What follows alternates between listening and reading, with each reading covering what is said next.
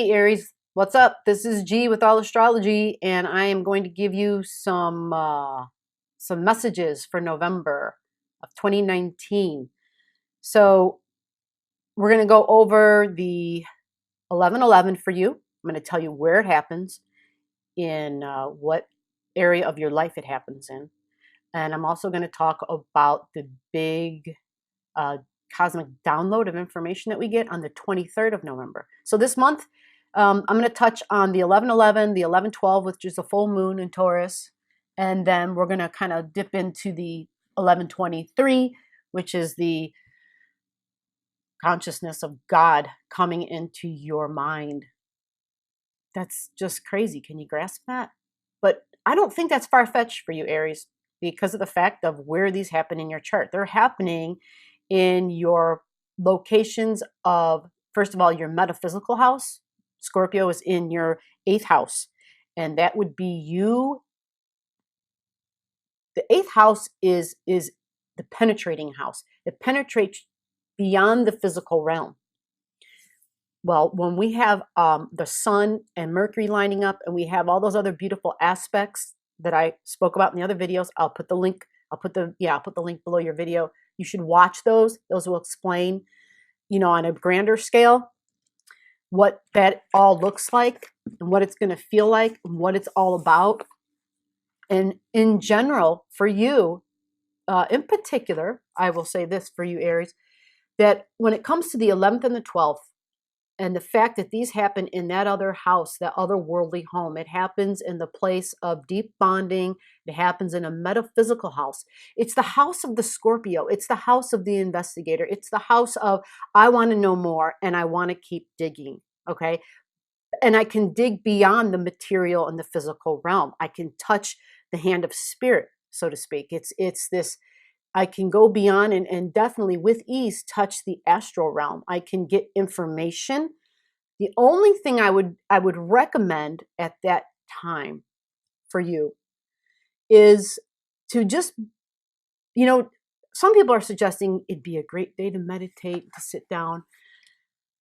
I would save that for the 23rd, because on the 23rd, that happens in a different location in your chart. It happens in a chart, in a place in your life where you really are seeking to touch the divine, to touch the universe, to touch source, and to get information from there. Where the 1111, it has the support of Neptune, which I already spoke out in the other video. What happens is we get divine downloads. But because it happens in your 8th house, you are going to have to, if you already do not do this, you're going to have to discriminate. Okay, you're going to have to be more discriminative of the information that you get on that day. Now, again, this is the 11th and the 12th. Okay, there's a whole bunch of things that happen on both of those days, and I'm not going to show you astrologically what that looks like because I've done it in other videos, and I will include the link below. But what I will say is that I can tell you, Aries, think things through, get information, jot it down. Somehow track the information that you get. If you get a visual, make note of it. Maybe write about it. Put it down on paper and see what realm that's coming from. The 8th house is definitely a dip into the astral realm. So what's the difference? What does it matter? Astral realm and then the source realm. There's a difference. There's a big difference, actually. The veil between the physical realm and the divine realm is the astral, or the veil. There's a layer, right? It's like, here's the tangible, the physical, the material. We raise up and we touch this other realm, okay? This other realm just on the other side of the physical is the astral realm. And there's a lot that goes on in the astral realm. I am not an expert on it, but what I can say is I can be told things from that realm that are not true.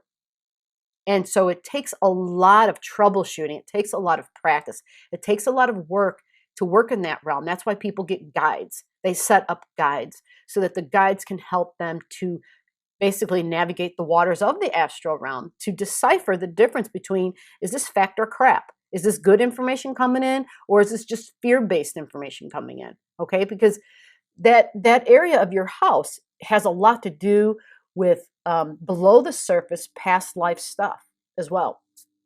So you kind of want to, sometimes past life stuff doesn't do us a whole lot of good. Honestly, sometimes we think about it, we talk about it, and we get stuck there. So when it comes to that day, I definitely want you to be aware of the possibility that everything that you get doesn't necessarily mean, okay, this is legit. It's not going to always mean that. And I think that you would need to hear that. Aries tend to be impulsive. There is an ability to immediately believe whatever is heard. Now, again, this is for Aries risings, okay? Obviously, an Aries sun, moon, or ascendant, some of this information would definitely apply. I'm not going to deny that because I understand that we have these energies and frequencies that follow through to the element, the fire element and the water element, and the fact that this happens at this place in the chart. But I am specifically stating this to be Aries rising. To me, it is more accurate that way. And it's just, it helps astrology. I'm going to be honest with you. I could be the astrologer that says, yes, this is for all the signs. I can't say that in good conscience unless I see your chart in front of me. Okay. So these things, if they don't ring true for you, if it's not resonating with you, if you don't know that about yourself, if something I'm saying doesn't line up, I'm not looking at your chart. I'm giving a general overall view of the energy and the frequencies that are present at this time for an Aries ascendant, Aries rising. Okay. Now, that was for the 11-11. For the 11-12, which is the full moon, it's the full moon in Taurus. This is happening in your second house. Cha-ching! This is good. This is good. Second house is my income, my resources, my money. Okay, that is what the second house is about. Now, what I love about this for you is that it's at 20 degrees. Okay, that's where the full moon happens. It's conjunct. It's a conjunct Pallas Athena, which is a divine, aspect of the feminine energy, warrior aspect, but more of a strategist and like the general. So be smart at this time when it comes to your resources. And I think you're going to have help because this is receiving a trine from Pluto, which is another earth sign, 20-degree trine. So just keep in mind, it's happening in your second house of finances, second house of resources, and it's of what I value. What do I value? Okay, so the sun and the moon are players in this. There might be an illumination. You might have something of value that you didn't value before and may come to surface. You may receive tangible values. You may be gifted something from somebody at this time in your life. Okay, because the trine is coming from the Pluto Capricorn thing, I'm actually liking that a lot because it feels to me it could be something as simple as recognition, but in a, hey, here's this little bonus type of thing or a promotion maybe. Again, I'm not looking at your specific chart, so just keep these things in mind. Sometimes these things, we receive them, but because they're so small, we don't realize we received them. We can't perceive that we received, okay? So just be aware and be open and willing to receive, okay, in any way that it comes. But because it's in the second house, it's in Taurus, it's usually tangible. But depending upon your level of evolvement, depending upon your level of evolution, it could also come in other ways, in non-tangible ways, okay? Now, there's a whole lot of things going on this month that I like, but what I also want to talk about next is, again, back to that 8th house thing. And because of the 8th house, you're having the retrograde of Mercury going through there.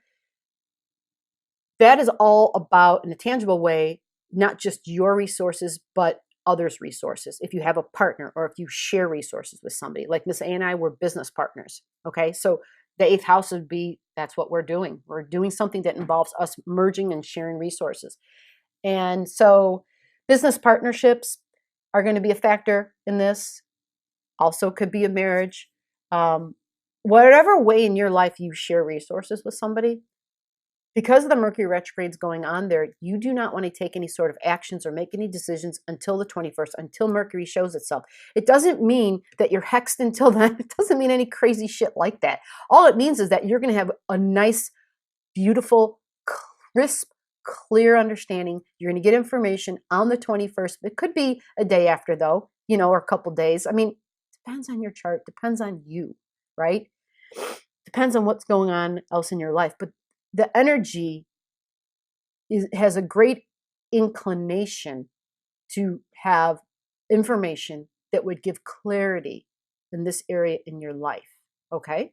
Now, of course, this is also the house of other world knowledge. So that's knowledge behind the scenes, deep knowledge, astrology. Okay. Maybe astrology will all of a sudden just click for you.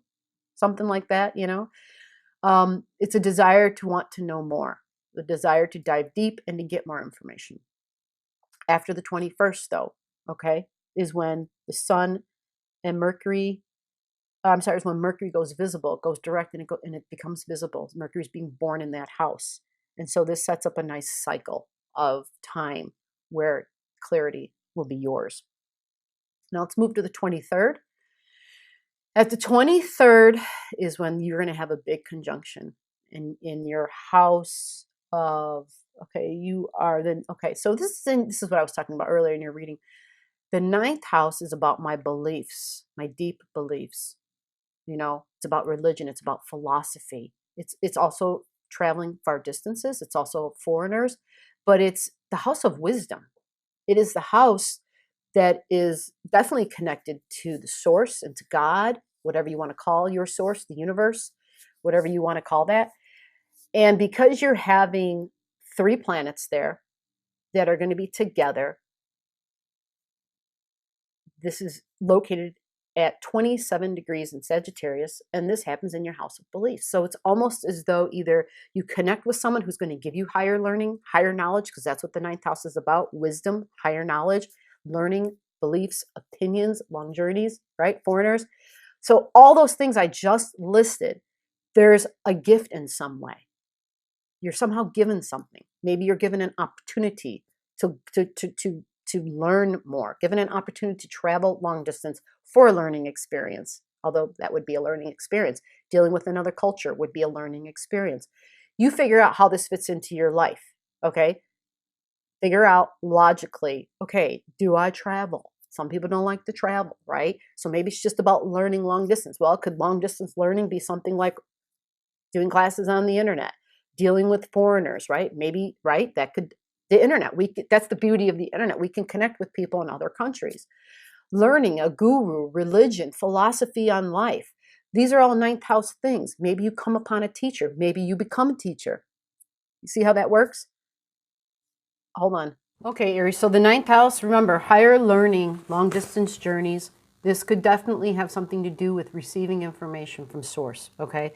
Remember, the sun, S-U-N, is the sun, S-O-N, whereas this GC, this galactic center, which is this big thing I'm talking about in your 9th house, is the father. So I see some beautiful abundance and creativity and knowledge and stillness coming. So what I want you to do, what I would like, and maybe this doesn't work for you, but you figure out what does, in the sense of taking some time on the 23rd to just have time alone. Even if that means you're writing, or if you're having time alone to draw or to do something creative, or if you're into meditating. Not everybody's into sitting still, If you can do that, that would be my first thing. Light a candle, light some incense by yourself, okay? And just take 5 minutes. Just tell yourself, I'm just going to do this for 5 minutes, and just be still for 5 minutes in some way. And sometimes being still for 5 minutes is simply, like I said, making us focus on one thing. So if we're drawing, or if we're painting, or if we're focused on one thing, but try not to do anything that involves that other part of the brain, the intellect. You want to trigger the other part, the part that sees images. That's why I said to be involved in something creative. I have a friend who likes to sit, and she'll just sit and crochet, or sit at the spinning wheel, or things that are really crafty. Just doing something that involves the other side of the brain. And that will then, when this information comes, you'll likely recognize it when you get it. And you'll be like, okay, this is it. Now, Contrary to the first part of your reading where I said, okay, you're going to have to decipher fact from crap. Is this good stuff? Is this the astral realm? This won't be like that. This is different. This is wisdom. This is Jupiter. This is the galactic center. You see how important this is? So there could be something that comes through, and whatever it is that comes through, whatever information that you get, it's going to be something that's coming through that's going to benefit you in some way. It's somehow something you needed to hear, something you were hoping for. It may be a burst of optimism, you know, news that comes that gives you some great optimism because, well, it's in Sagittarius. Sagittarius is a very optimistic, it's abundance, it's optimism, it's light, it's fun, it's carefree, it's got the Jupiter spanning thing, spanning meaning it's got this overview from this high level. It can see the big picture. So enjoy this month. I love, love, love this month. And I want to hear from people. I want feedback like, hey, I'm a such and such rising and this is how this worked out in my life. This is what this looked like tangibly. This is what happened. I would love to hear about this. I really would. And I will be sure to share with you guys how this month, how it turned out for me as well.